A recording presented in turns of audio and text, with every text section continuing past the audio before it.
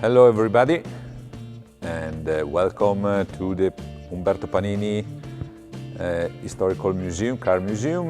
My name is Giovanni Panini, and I'm very pleased to introduce you this beautiful and magnificent collection dedicated to the Maseratis. Actually, we are located in the countryside of Modena city. Inside our farm. We are Parmesan cheese producer, organic Parmesan cheese since 1994. And a part of our facilities is dedicated to this beautiful historical car collection that was made by my father, Umberto. He was very passionate and very fan about historical cars, engines, motorcycles, motorbikes, and old tractors. It's happened that in 1996 he gave a very big and unique occasion to save a part of the Maserati collection that was displayed inside the museum.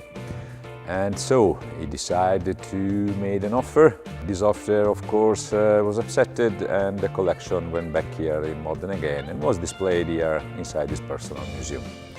So in particular, actually, we know the importance to represent the brand of Maserati in the world, like collectors, but you know, we want to treat them like a private collection and not, of course, a museum.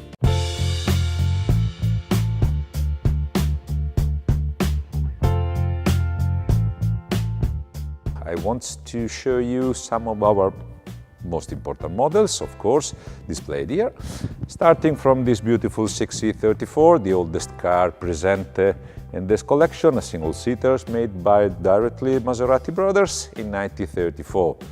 It was a restore made by us at the beginning of the 90s, and of course in the race competition here in Italy it represents a main parts because it was driven by the great Italian driver Tazio Nuvolari, and the race in the Modena Grand Prix in 1934, and of course he won it.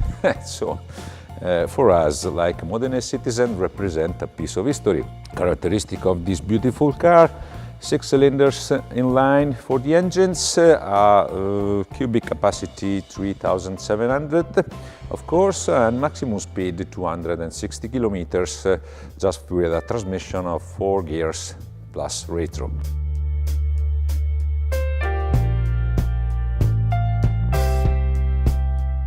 Close to this 6C34, there's this beautiful 250F, the Formula 1 made by Maserati, that won the championship in 1957, driven by the great Argentinian driver, the championship, Juan Manuel Fangio. A beautiful car, restored by us, of course, again.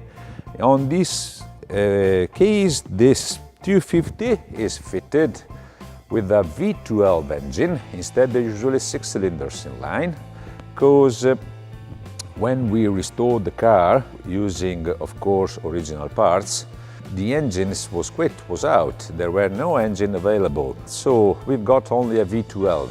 But we found that in 1957 season of championship, Maserati decided to prepare a special 250 using this kind of engine, of course.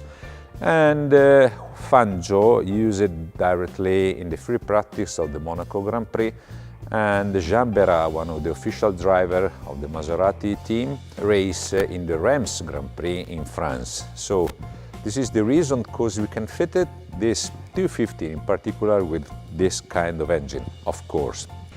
Characteristic of this V12, 2,500 cubic capacity, for an horsepower around 300 and more, and the maximum speed around 300 kilometers for just 650 kilos weight.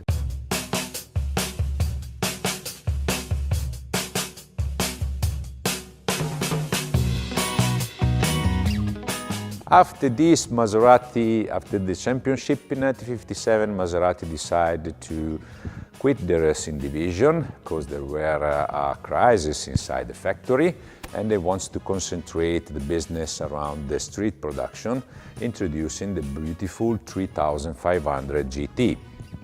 They continue to maintain the sports car division, preparing the bird cages, Type 61, Type 63 and Type 64.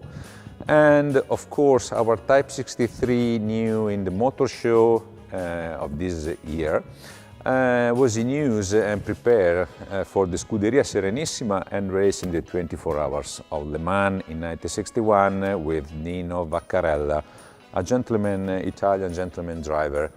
And in particular this 63 matching number .008 was in use by the Scuderia Serenissima in the Pescara Grand Prix driven by Joe Bonnier. The last single-seaters that I want to show you is this beautiful 458 known as El Dorado. The El Dorado on this case was prepared and assembled directly from the Maserati in 1958 for race in a special events in Monza. It was an event made by the Shell Petroleum Company, and so they want to replicate the most famous 500 miles in Indianapolis. And the only speed rings available in Europe, of course, was located in Monza. So all the main constructors, manufacturers in Europe received an invitation for race in these particular events, and Maserati accepted this kind of invitation and so decided to prepare and assemble this special car using the money of this ice cream factory, of course. And they called Stirling Moss, and they decided to prepare and assemble this special version, and it was so similar to the cars that race in Indianapolis, of course.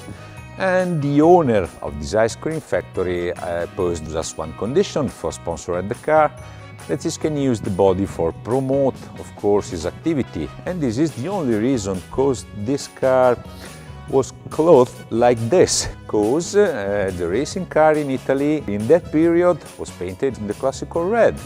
Or in France they were the blue, or in UK they were the classical green. So it was so unusual. But anyway, the first sponsored car that raced here in Europe, 1958, Stirling Moss ended the race and was classified in 7th place, because 40 laps before the end he broke the transmission, took a big crash, of course, destroyed a parts of the car.